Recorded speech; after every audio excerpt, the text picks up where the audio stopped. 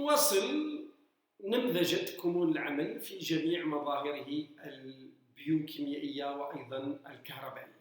لدينا هنا نمذجة بسيطة جدا تبين توزع شاردة الصوديوم والبوتاسيوم. الصوديوم في الخارج تركيز عالي، في الداخل تركيز منخفض، والبوتاسيوم العكس، في الداخل تركيز مرتفع وفي الخارج تركيز منخفض كما هو معروف في الحالة الطبيعية. قنوات الفولتية مغلقة، مضخة الصوديوم تعمل ببطء لتحافظ على التباين وبالتالي الاستقطاب وبالتالي كمون الراحة. تبدأ قصتنا مع تنبيه الفعال. عند حدوث تنبيه فعال يختفي دور مضخة الصوديوم، لأنه تنفتح هنا قناة البوتاسيوم الصوديوم الخاضعة للفولتية. دخول مكثف وسريع لشوارد الصوديوم يؤدي إلى ماذا؟ إلى زوال استقطاب أو زوال وانعكاس الاستقطاب، الذي يترجم على مستوى رأس الاهتزاز المهبطي بتغيرات في الكمون الغشائي نسميه زوال استقطاب أو زوال وانعكاس الاستقطاب. بعد ذلك تنغلق قناة الصوديوم الخاضعة للفولتية وتنفتح قناة البوتاسيوم الخاضعة للفولتية. هذه المرة لدينا خروج البوتاسيوم مع تدرج التركيز. هذا الخروج يؤدي باختصار إلى ماذا؟ إلى عودة الاستقطاب. عندما كان زوال استقطاب عودة الاستقطاب نتيجة تأخر انغلاق قناة البوتاسيوم الخاضعة للفولتية. تخرج كمية إضافية من البوتاسيوم وهذا يؤدي إلى ماذا؟ يؤدي إلى ما يسمى بفرط استقطاب. ما المقصود بفرط استقطاب؟ يصبح الفرق ما بين السطح والمقطع في الكمون أعلى، أكبر فرق أعلى. هي الإشكالية، هناك عودة استقطاب، هناك فرط استقطاب، أي يصبح الفرق أكبر. بعد ذلك تنغلق قناة البوتاسيوم الخاضعة للفولتية وهنا يعود دور ماذا؟ مضخة الصوديوم التي دورها في هذه الحالة إعادتنا إلى كمون الراحة. كيف؟ بإخراج كل الصوديوم الذي دخل وإدخال كل البوتاسيوم الذي خرج، طبيعة الحال باستهلاك طاقة. هذه الآلية هي التي ماذا؟ تعيدنا إلى كمون الراحة. وعندما تعيدنا إلى كمون الراحة بذلك يصبح الليل قابل للتنبيه مرة أخرى، وهكذا دواليك. العملية تستمر دائما، كلما حدث هناك تنبيه فعال. نلخص القصة ككل. عندنا كمون الراحة قنوات التسرب تكون مفتوحة، المضخة تعمل ببطء تحافظ على التباين.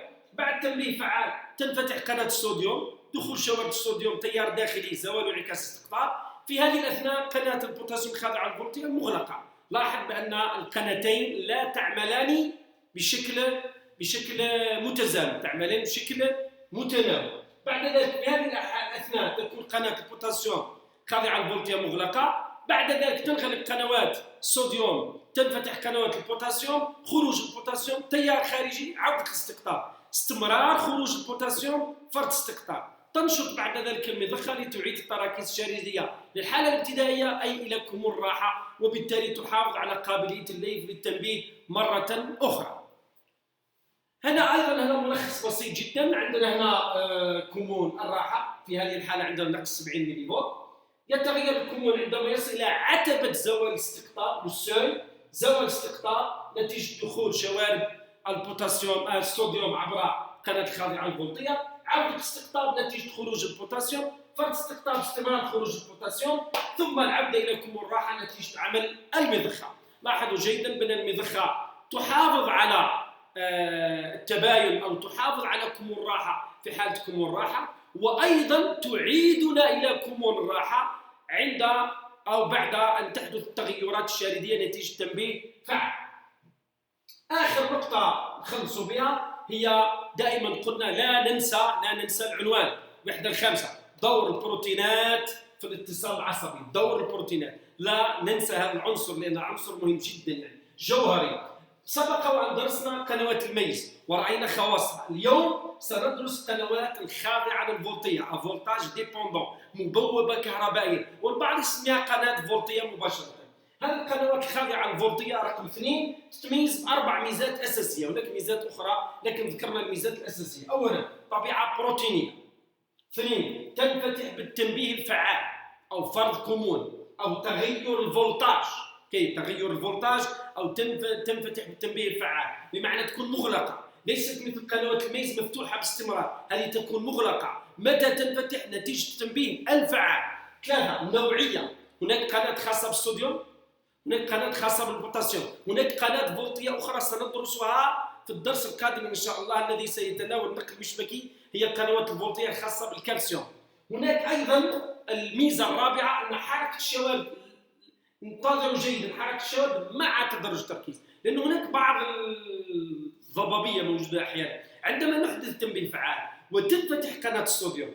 يا جماعة التنبيه يفتح القناة فقط، ليس هو الذي يدخل أو يخرج، ليس هو الذي يدخل الصوديوم أو يخرج البوتاسيوم. خروج الصوديوم من زيد التركيز نقص التركيز، يعني التنبيه يفتح القناة فقط.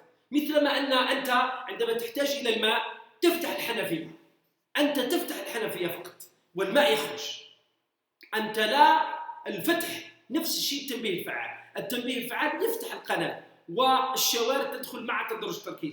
لذلك إذا تساوى التركيز في الوسط الخارجي والداخلي وأحدثنا تنبيه وانفتحت القناة لن تدخل الشوارد، لأن الشوارد تشترط ماذا؟ فرق في التركيز.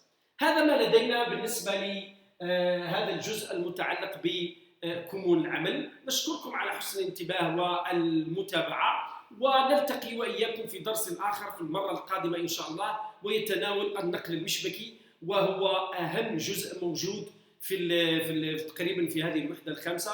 نلتقي وإياكم إلى ذلك الحين، والسلام عليكم.